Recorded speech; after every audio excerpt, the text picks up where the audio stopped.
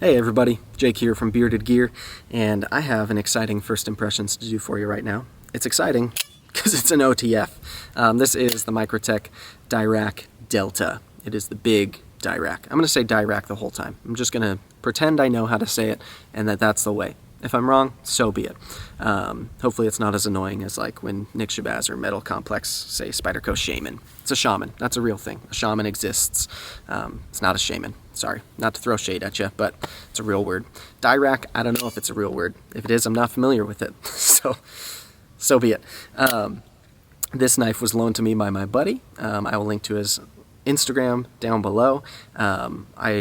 I forget always how to say his handle, but it's my friend Ryan Rimmer. He's a really cool dude, and we talk a lot, and he's just become a good friend. And so he loaned me this to check out, and I am excited to be doing that.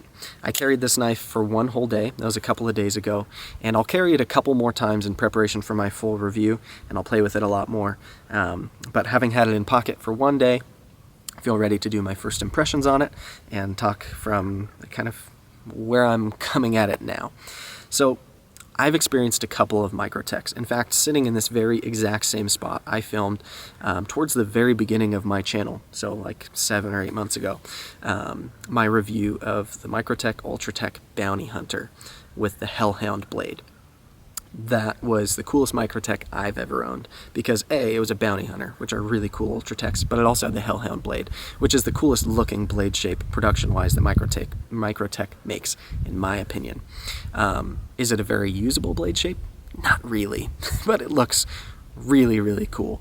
So yeah, I owned that one. I had a combat Troodon a couple of years ago now. I liked that knife, but it was a little bit big and a little stiff for me, frankly. And I guess I haven't owned any of their other OTFs. I've played with a couple. I've played with the UTX-85, which is just the smaller version of the Ultratech, and I've had a lot of their out the sides at this point. I shouldn't say a lot. I've had the Hawk Auto, the Stitch Auto. I've been loaned the, what's it called? LUDT. I've been loaned a Sigil, which I'd still love to get one of these days. Which is not an automatic, but that's an outside frame lock, a folder, if you will. And I think that's about it. Oh, I've had the SOCOMs as well. I've reviewed those. So I've reviewed a lot of Microtechs at this point. I even have a Microtech playlist, which this will be going into, if you want to see all of that. And I like Microtech a lot. They're a little bit mall ninja for me. They're a little bit tactical, and they appeal to a much younger Jake. But it's fun sometimes to buy stuff like that. And I talk about that usually when I get a Microtech. Oh, I also had the Borka dagger, the SBD dagger. So yeah, most of the Microtechs that I buy for myself are kind of like nerdy teenage Jake would have loved these, and so I still find them interesting and fun now. This one feels like a little bit more of a grown-up OTF to me, if I'm being honest.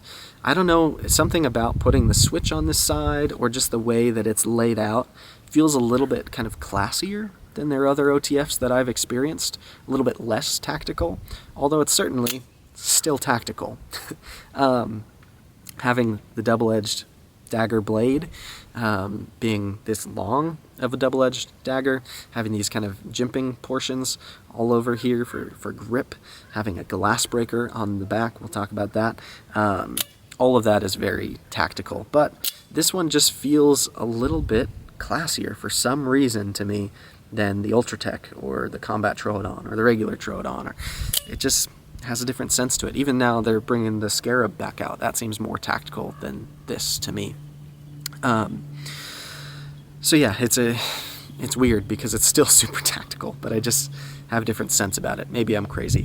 And maybe part of it is just like the marketing of it. Maybe the images they post of it seem less tactical, so subliminally, I don't know. Not sure where it's coming from. But this one is a big boy.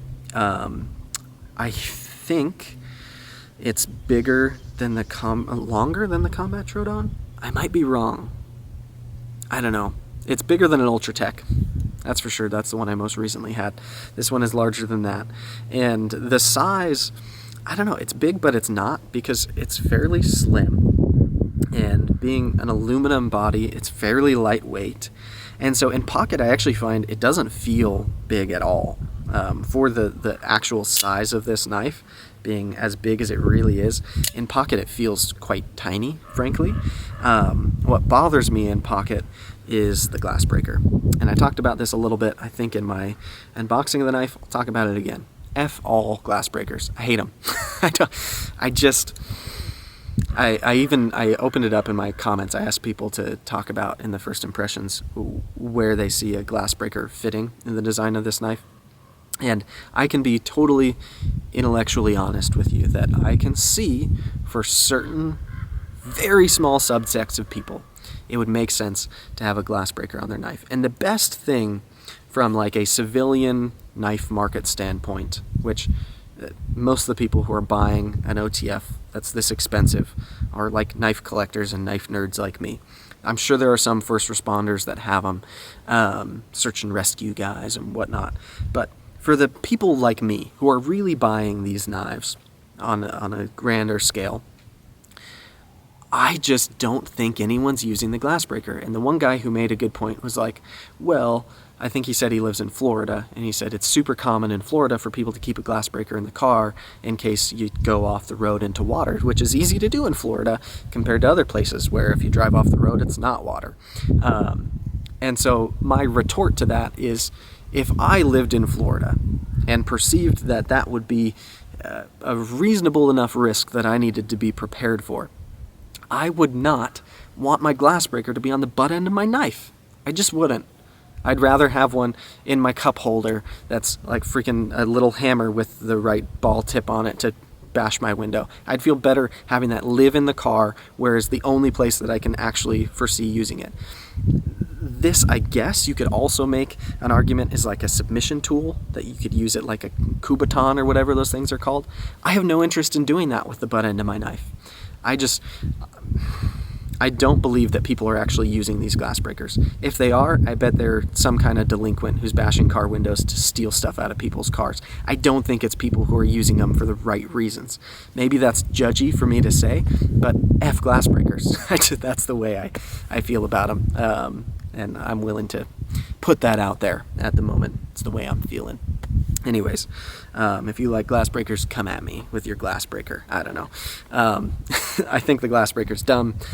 Someone did send me a link that there is just a button head screw type thing that you can replace. I think it was specific to the Ultratech on that listing. I don't know if it's the same for all of Microtech's glass breakers. If I get another Microtech OTF, which is just a matter of time, I'm sure I will, it will either be a Cypher, which doesn't have the glass breaker on the end of it, or I will replace the glass breaker off of it, because every one I've had, it's always bothered me that there's this stupid nub back here. Let me explain another reason why it bothers me. This, oh, that was a bad deployment. I shouldn't have wristed it while I did it. This is a dagger blade. You could stab with this blade, but a dagger is designed to go in a dagger grip, right? Reverse grip. That's what you do with a dagger a lot of the time. It's designed to be good at that. This knife, I would not trust to actually stab into something hard, or like in a tactical situation, to be making this type of motion, stabbing in a reverse grip, would not be safe, in my opinion, without being able to loop my finger up here over the top of the knife. That's what I want to do on any knife that I'm in a reverse grip on. If I'm doing a reverse grip with my PM2, my finger comes up and loops over the top of the knife so that I have that retention, right? If I stab into something that's harder than I'm expecting it to be, and I don't have my finger up like that, I can slide right down that edge and cut my fingers off. It would not be pretty. And this, with that glass breaker there, it is the worst to put my thumb on. I hate it. I just wish I could throw it off of this cliff that's literally right here. It's not my knife, and it's not my place to do so. But if I get another Microtech, if it's an Ultratech, the next one I get will probably be a dagger grind. And to me, with a dagger grind, part of the designed use is to be able to put in a reverse grip like this. On here they put these little bits of this jimping and stuff. Cool. That's all fine and dandy. I wouldn't trust that to keep my knife, or to keep my hand from sliding right down that. I just wouldn't. And that's a big thing to me in reverse grip. That's something I think about that makes a reverse grip good or bad to me. And to put a dagger blade on something that has a bad reverse grip because of this glass breaker bugs me. So I guess this has become a little bit of a dissertation on glass breakers and why I think they're horrible inventions. But let's move on past that. So first impressions of this knife, it carries in pocket pretty well. Be better without the glass breaker, but it carries pretty well. This deep carry pocket clip actually goes nice and deep to me. I'm able to get my pants all the way up to the end of the knife, or the end of, not the glass breaker, but the knife. See how that's going to keep coming up? Other Microtech pocket clips, like the one on the Ultratech, are similar to this, but I don't find I can actually get my pants all the way up in here. This one I can, so I like this pocket clip more than other Microtech clips. I find I get good retention with it. This being a smooth body, just anodized aluminum scale here, it's really easy to get in and out of pocket, but it doesn't have any issue with falling out. I haven't found that that's a problem at all. So I like that quite a bit. Yeah, the profile is light, it's nice and slim. I haven't really cut anything with this knife other than I did open one knife package with it. Which one was that? The ZT562. So if you want to see me use this knife, watch that unboxing video. But yeah, this isn't like, this blade shape isn't really like an EDC blade shape. It's not prime for cutting. It's thick behind the edge. This is designed for piercing. It's a double-edged dagger blade. It's literally, it's designed to pierce through stuff. And so even though it's got a nice sharp edge on it and it will cut things, this knife just isn't really designed to be good at EDC cutting tasks. Now if you got one of the single edge versions, although on the Dirac they don't make any at this point, they may, they only have this blade shape, and the only difference is you can get some that are serrated or non-serrated or partially serrated. So it's all this blade shape and grind, it's just whether they're serrated or not. But if you get a Troodon or Combat Troodon or an Ultratech, they have single-edged versions, which do get a little thinner behind the edge because you've got more grind to work with. So that's that.